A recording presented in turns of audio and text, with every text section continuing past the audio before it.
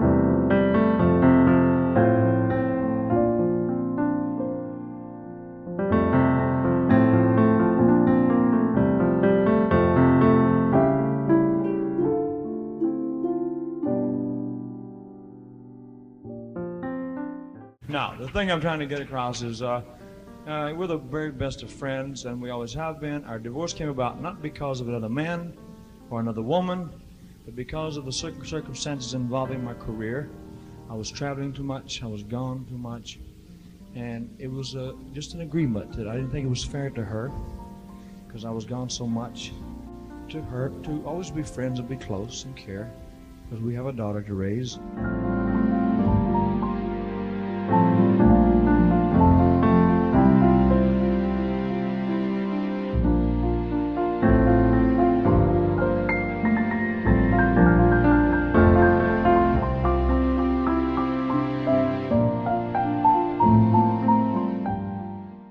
The trunks were packed for the start of another tour, one that would have brought even more recognition and reinforced the love and devotion with which he was bound to his many fans. He was the king of rock and roll, but more than that, he was a very special human being who touched our lives, our consciousness, as few men have ever done. There's no doubt that we all miss Elvis. All the charm, the talent, the magic, the indefinable gift that made him such an important part of our lives.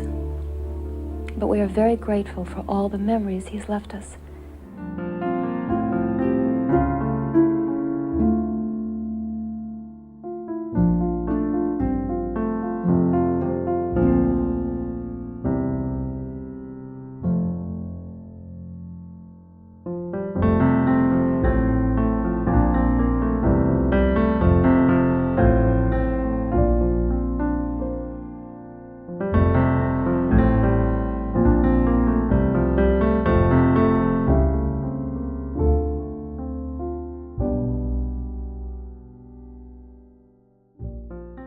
Very protective, very adoring, and very watchful, and you know, I knew that I was loved. There's no question about that.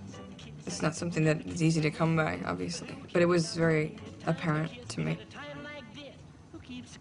and it was very mutual.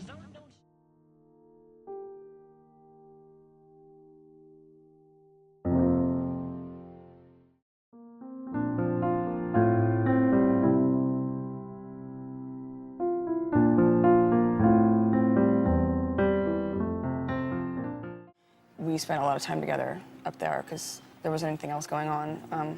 And that's when I got to really, you know, be with him. He'd set up a little chair in my room and a TV and be in my room a lot. Now, was he like a really strict dad, or did you hang out and just have fun together? He was not strict at all.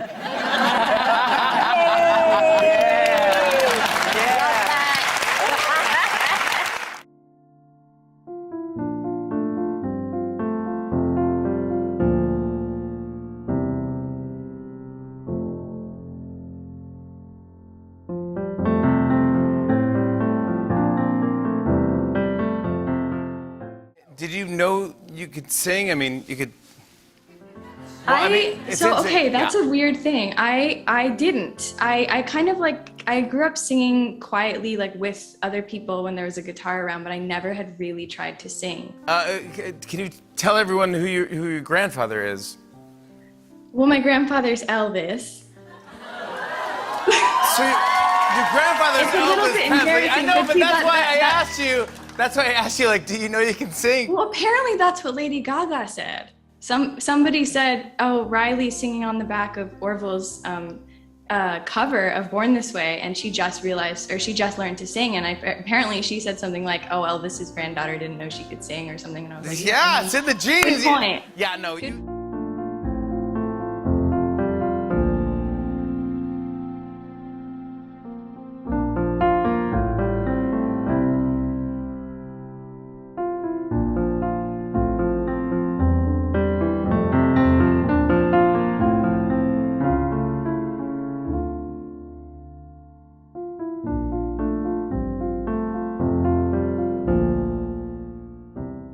To know the humanity that man had, and that all, okay, meant something, but his humanity was very touching and very true. And I know I've never met anyone like him. He was unique, special, and he was meant to be here for a purpose. And he is. And I know that he'd be thrilled to see all the fans that he still has. Never did he ever think that he would still be popular today, still people coming to see him, opening up the doors to see his home, how he lived, how private he was. And for all of you to keep coming and coming back, all these children that are here, the younger ones and family members, I'm still in awe. I'm still in awe that you're still here supporting and keeping him. Thank you. Thank you so much. But we're here to keep his legacy alive, and that's not going to stop. I'm going to Chile soon. Going to Chile, which he always wanted to be, go to South America, all these places. Unfortunately, it was canceled because of COVID, but I'll go in June. And Argentina, we were going to Australia. Some of the artifacts we're bringing there, about 300. And we're keeping him alive because guess what? He deserves it. He's going to get it, and we're going to make him get it.